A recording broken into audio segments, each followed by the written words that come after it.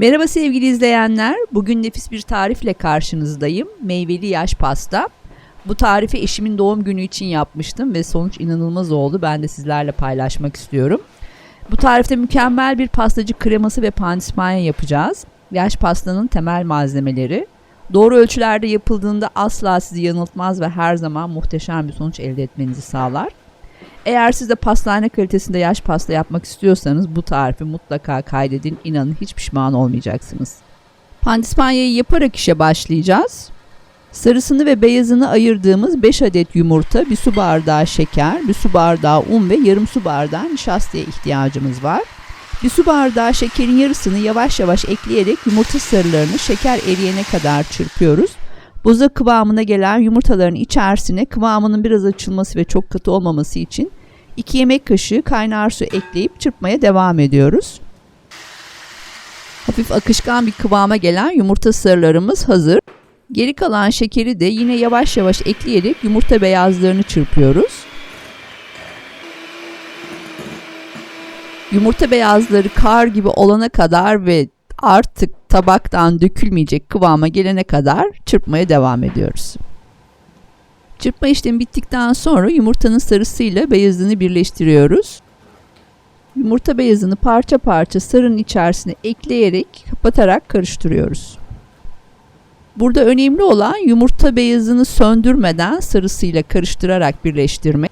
Yumurta beyazını ne kadar söndürmeden karıştırabilirsek pandispanyamız da o kadar güzel kabaracak demektir.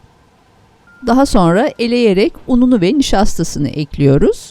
Bir spatula yardımıyla aşağıdan yukarıya doğru kapatarak pandispanya harcımızı karıştırıyoruz.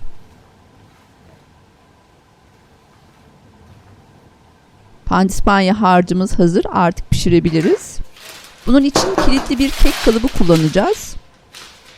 Tabanına gergin bir şekilde fırın kağıdı yerleştiriyoruz. Kabardığı zaman taşmaması için kalıbımızın kenarlarını da fırın kağıdıyla kaplıyoruz. Kalıbımızın kenarından biraz daha yüksek kestiğimiz şeritleri kalıbın kenarını tutması için yağladıktan sonra kalıbın kenarlarına yapıştırıyoruz. Harcımızı kalıba boşaltıyoruz ve önceden ısıttığımız 175 derece fırında 40-45 dakika kadar pişiriyoruz.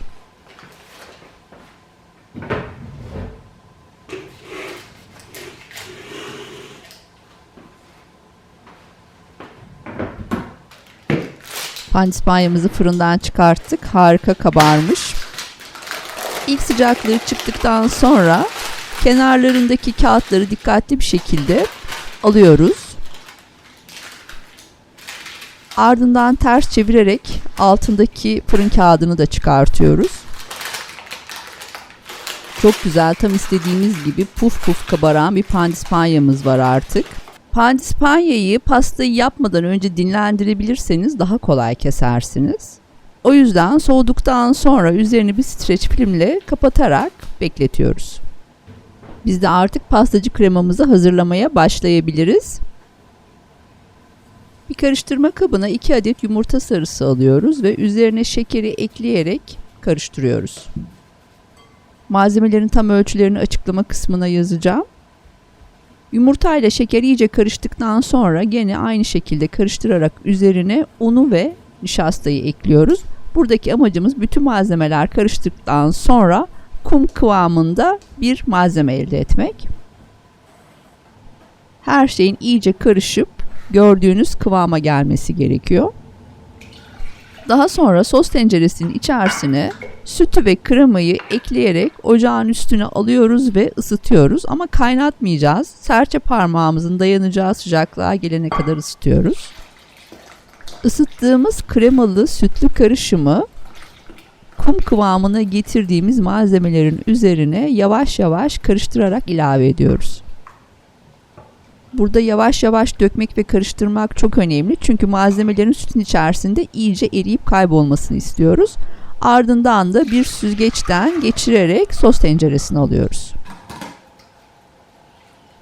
Buradan sonra biraz sabırlı olmak gerekiyor.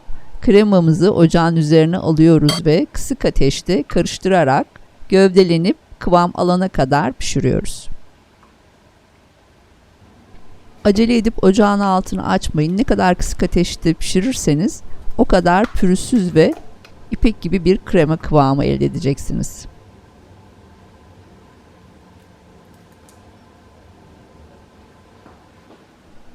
Pişen kremamızın içerisine son olarak bir yemek kaşığı tereyağı ekleyip iyice karıştırıyoruz. Şu haliyle bile mükemmel bir kıvamı oldu. Gerçekten çok lezzetli olduğu buradan bile belli. Soğuması için kremamızı bir karıştırma kabına alıyoruz ve üzerini bir streç filmle kapattıktan sonra dolaba kaldırıyoruz.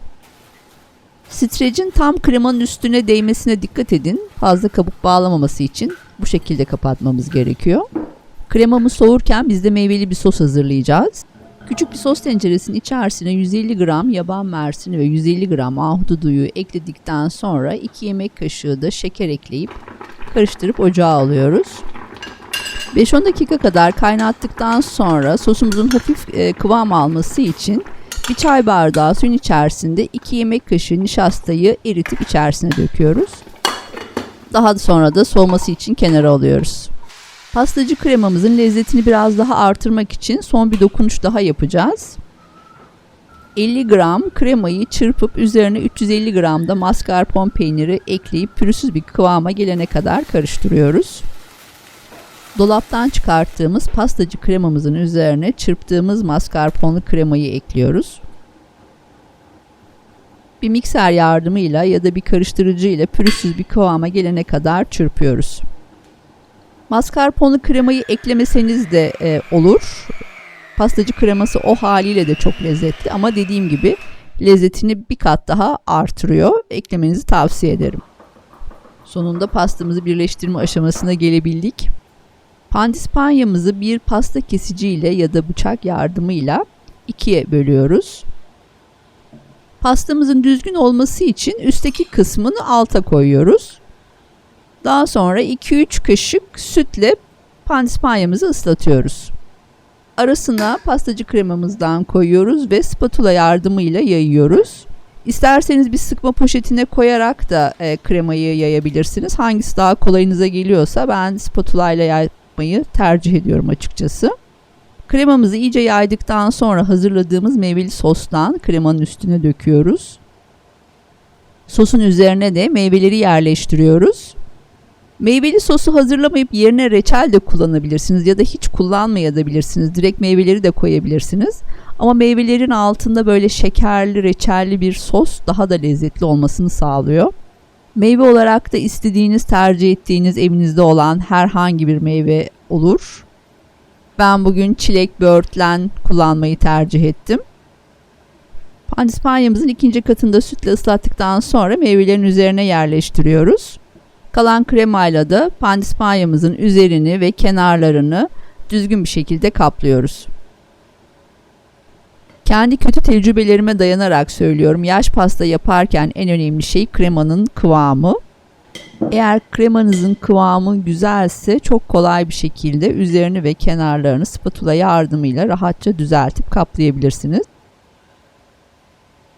Size verdiğim ölçülerle bu kremayı yaparsanız da hiçbir sorun yaşamayacağınızdan emin olabilirsiniz.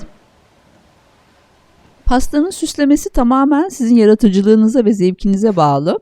Ben bolca meyve ve Antep fıstığı ile süslemeyi tercih ettim. Ancak siz isterseniz üzerini lezzetli bir çikolatalı ganaj ile de süsleyebilirsiniz. Seçenekler sınırsız. Ve işte harika meyveli yaş pastamız hazır. Pastayı eşimin doğum gününde yaptığım için kesip size içini gösteremiyorum. Ama tadı inanılmaz lezzetliydi. Hem görüntüsü çok güzel hem de çok lezzetli olan bu pastayı umarım siz de sevdiklerinizle paylaşırsınız. Videomu beğenmeyi, yorum yapmayı ve kanalıma abone olmayı unutmayın lütfen. Bir sonraki tarifte de görüşmek üzere. Şimdilik hoşça kalın.